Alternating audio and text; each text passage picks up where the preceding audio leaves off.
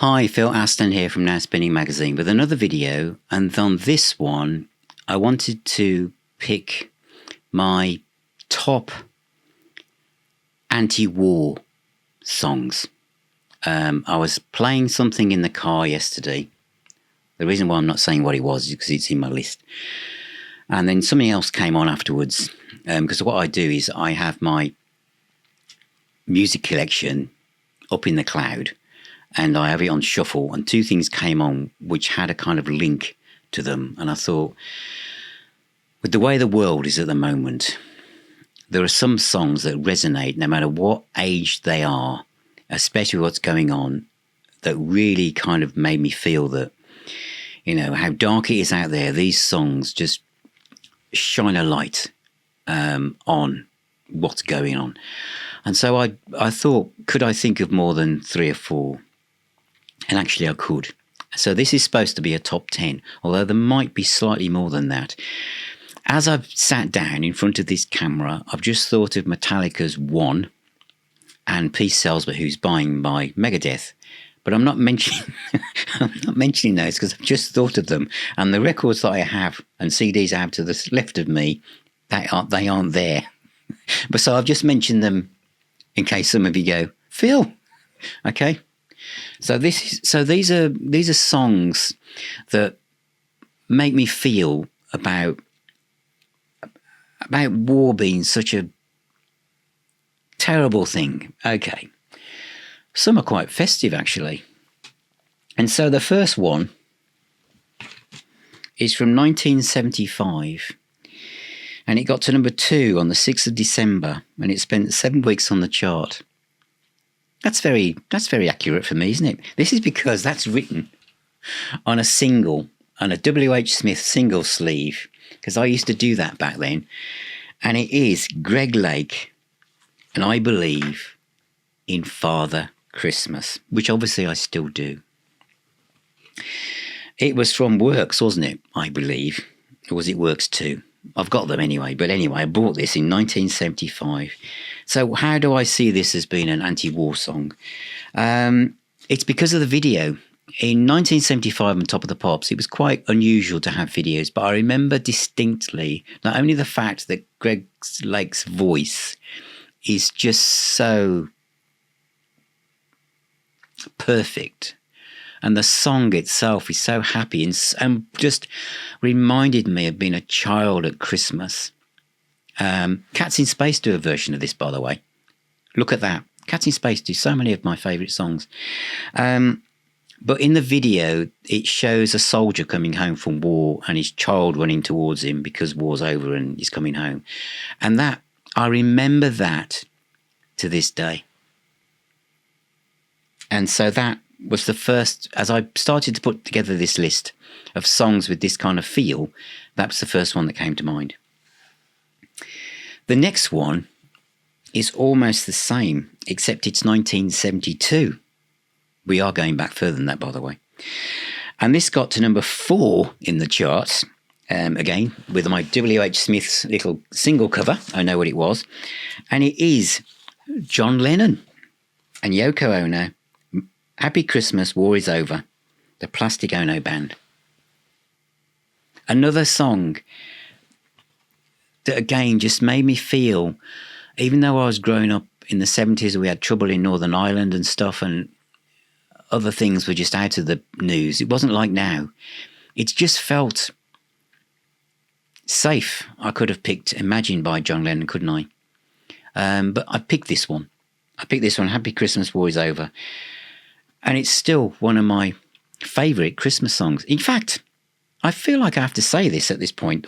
Every shop that I go in, everywhere I go, there are Christmas songs playing at the time of me doing this video in December. And the two songs that I really love about Christmas are the ones that never seem to come up, no matter how long I'm in the queue for, whatever I'm doing.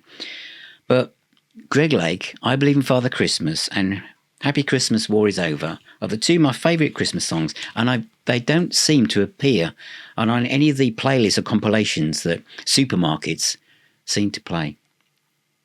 Next on my list of songs that are pro-peace, anti-war, or lessons about why going down that track is not a good one. Gillen. Mutually assured destruction. A single rushed out as this was released in 1981, when there was a bit of stuff going on as Russia and the States were each trying to see how many nuclear warheads they could collect. Not a lot's changed, has it really? Except more people are collecting them now. And this was rushed out, and they appeared on Top of the Pops. I just want to show you Mr. Gillen's hair here. Coverdale had more manicured and gorgeous hair for a rock and roll star, but Gillen, I think, had more hair than anyone else on the planet. Came with a little booklet, as you just saw me flick through there, and with a play. It had a one-person play about people pressing the button and ending the world. Amazing. So Mutually Assured Destruction by Gillen is the next one in my list. The next one might be a surprise because it's about being probably another nation oppressing you and not letting you be yourself and taking over your land. And it's actually by Judas Priest. It's from Stained Class, and the track is called Savage. When I was compiling this list, this one bubbled up to the surface because I've been playing quite a lot of Judas Priest recently for various reasons.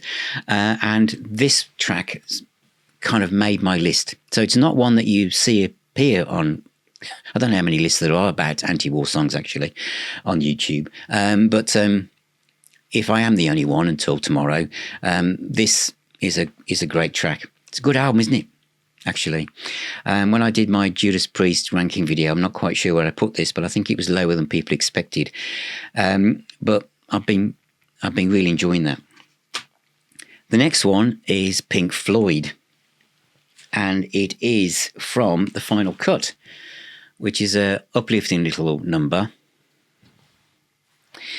And I could have picked Gods of War, couldn't I? Us and Them, but I didn't. I picked, or could have picked Heroes Return, Gunner's Dream, but I actually picked the track that When the Tigers Broke Free, because this one is all about war really and loss, and Roger Waters was really the losing his dad, how he did, when he did. It's all through this. Some people find this quite a hard listen, but I chose When the Tigers Broke Free for my list. Where are we? Oh, yes. Now, the next one, I'm cheating a bit because I'm picking one track, but I'm going to pick two versions of it. And I don't have a lot of Bob Dylan albums. My son Dan has them all, and he loves him. And some albums like Blood on the Tracks and stuff I love, but there's quite a lot of stuff. I just sometimes don't feel like I know where to start. However,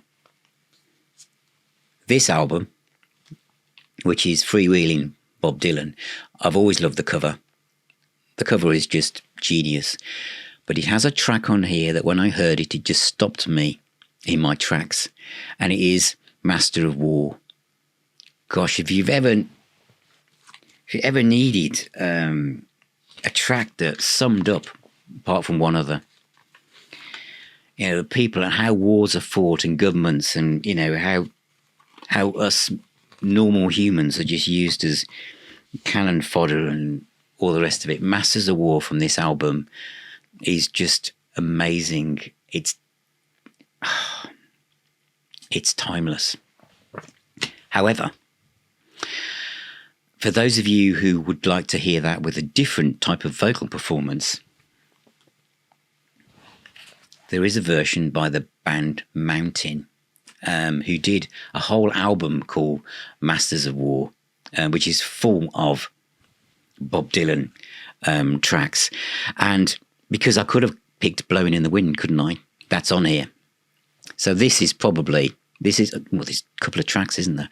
However, Masters of War, Leslie West, Ozzy Osbourne sings on that. Ozzy Osbourne sings on Masters of War by Bob Dylan, one of the greatest anti-war songs ever written. And the great Oz is on here. In fact, he's on 2 other things on my list. But yeah, that is marvellous. Some soul now. And this is an album, again, when it came out, that I wouldn't have been listening to because I was just listening to rock. But now, this album is one of my favourite albums, and I think the message it conveys is timeless, and it is Marvin Gaye, What's Going On. An album that sums up the futility. This is obviously the Vietnam War, and brothers, sisters, mothers, fathers, loss, futility of war, the pain, the angst, and sung with such restraint, and managing to get a song, an album that was politically charged into the world of mainstream soul and pop, really. But I think as the years have rolled by, when you listen to an album like this, I mean, it is so in tune. It's just not dated. To me, this is a absolute classic. Every music collection should have a copy of this. Absolutely brilliant. I need to make sure I'm not going to lose my way, am I? Which I might do by the look of it. No, I'm not. I'm on track, literally. Next one is also my favourite Rolling Stones track of all time. I never ever tire of hearing this. Every time it comes on, whether it's at my house, my car, on the radio, on the telly, I stop everything and have to listen to it all the way through. Gimme Shelter by the Rolling Stones from 1969 from the album Let It Bleed.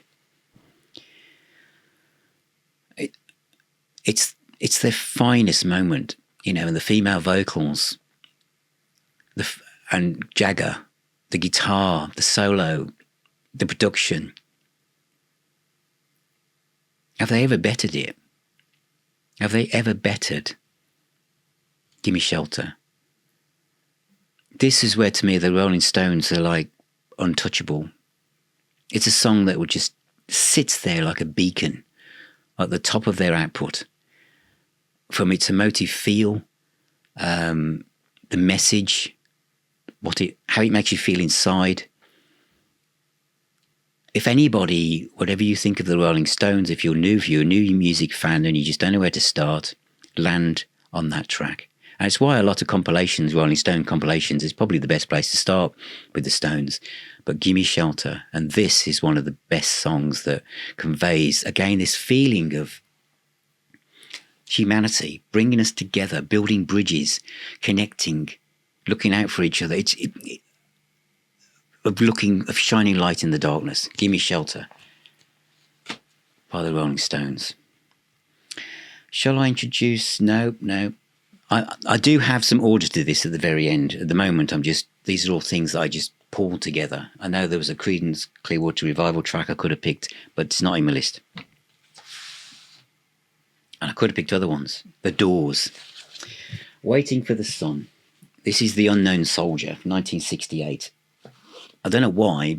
In a way, I felt like the end feels like an anti-war song because it's in films and stuff, isn't it? With Marlon Brando. But I felt this one, The Unknown Soldier, and where we were and what was going on, felt like the one I wanted to pick from The Doors. And yeah, that one. I haven't got a lot to say about that, really, apart from the fact that The Doors kind of sum up this period, weird scenes inside the gold mine as the music drifts out through the corridors and the hallway and down the stairs and through the different rooms that you play the Doors in. Super stuff. Yes, I think I need to go to the next one, I think. Yeah. I'm going to Black Sabbath. As I said, Ozzy was going to appear three times. Master of Reality. Black Sabbath, there are two songs on here that are sum up the feeling about pulling together songs that are anti-war anthems, and both of them don't mention the word war in their titles. The first one is Children of the Grave,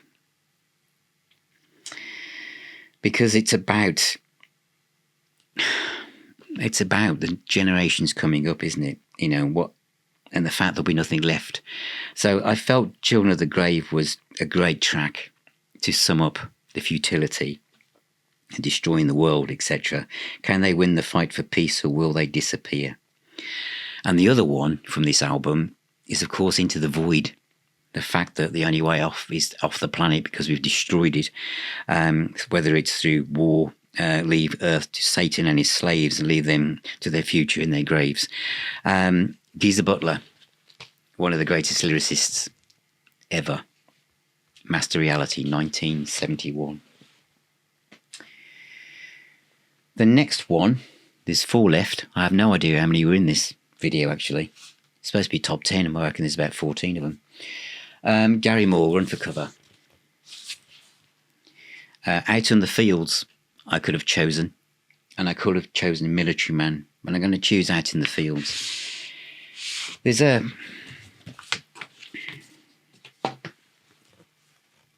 bittersweet feeling with this album, to be honest, which some of you who know me know what I'm going to say now. This is 1985. This album came out when I was in a war of my own. And that war was that my dad was terminally ill in hospital just as this came out, and I just bought it. Obviously, those songs Out in the Fields are about, you know, war and conflict and stuff, but the war to me, when this appeared, was I wanted my dad to get better, and he didn't. And I played it over and over and over again each time he came back from the hospital, and just knowing that the next time I went in, my dad was going to have faded away even further. I remember playing Nothing to Lose,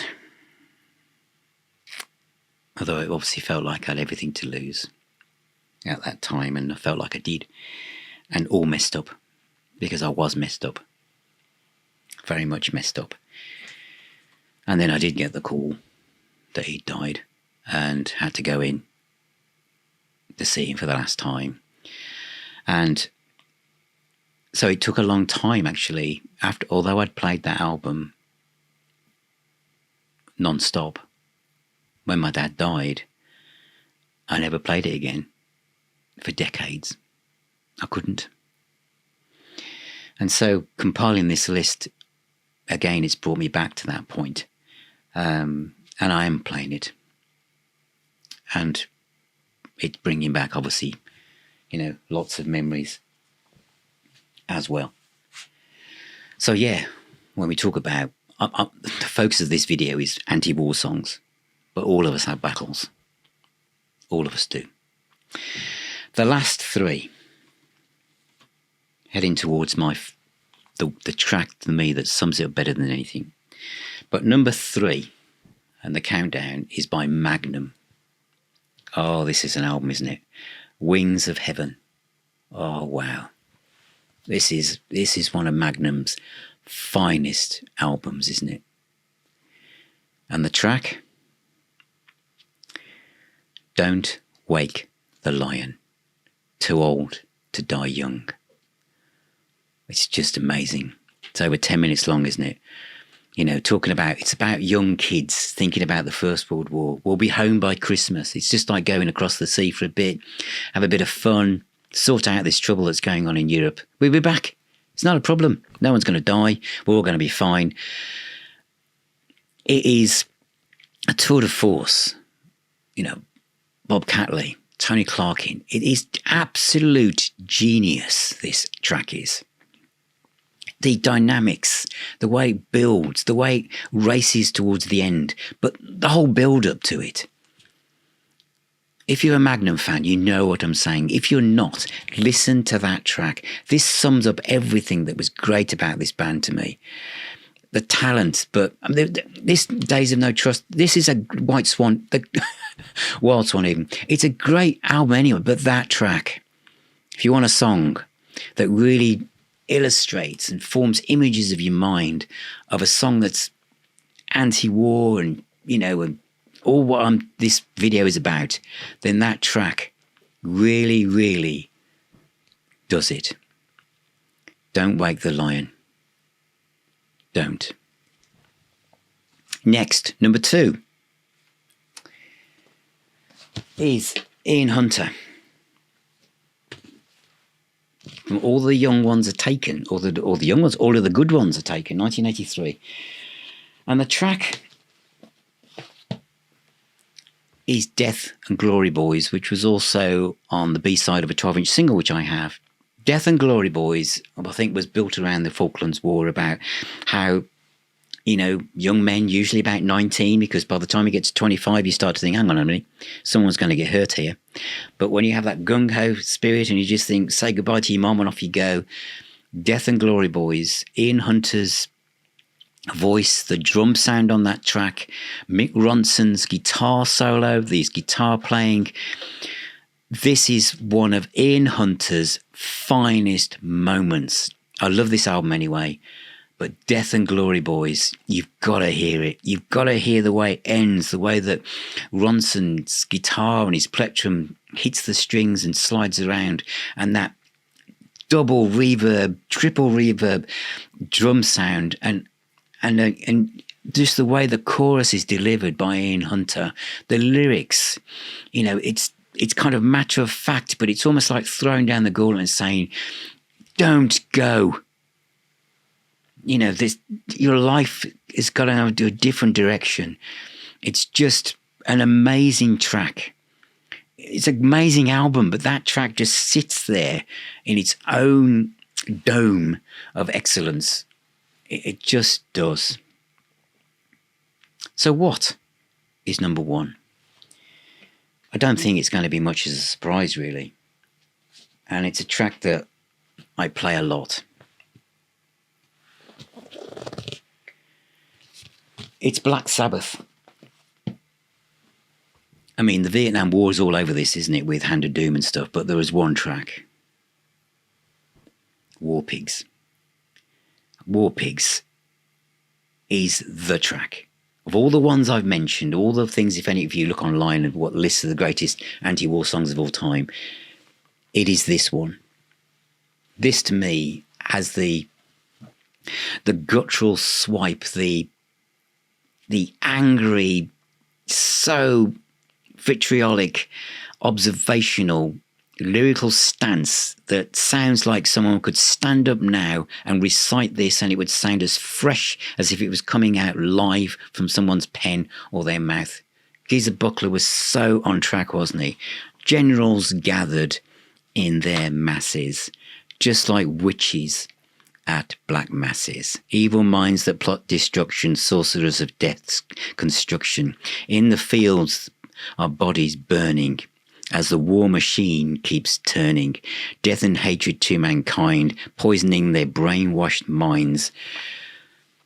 Politicians hide themselves away. They only started the war. Why should they go out to fight? They leave all that to the poor. Now in darkness, world stop turning. Are you here? The bodies burning. No more war pigs have the power. And as God has struck the hour, day of judgment, God is calling. On their knees, the war pigs crawling, begging mercies for their sins. Satan laughing spreads his wings. Time to tell on their power minds, making war just for fun, treating people like pawns in chess. Wait for the judgment day to come. That was recited, ladies and gentlemen, from the Black Sabbath songbook. War Pigs by Black Sabbath, from the album Paranoid, 1970. when you listen to that and that bass and those riffs and the production and the air raid sirens, that is it. That's the track that sits at the top of this list of anti-war songs. There isn't anything that comes close, really. Anyway, I hope that some of the other tracks that I've mentioned will have you zooming off to various devices, whether it's streaming or CD players or record players, to go, ooh, I haven't played that for ages. And also, that was supposed to be a top 10, but there were more, weren't there? So let me know in the comments, what did I miss out? I know I said there was Metallica and there's Megadeth and Creedence, all Jimi Hendrix, all on the Watchtower. That was another one, wasn't it? God, there's loads. Let me know.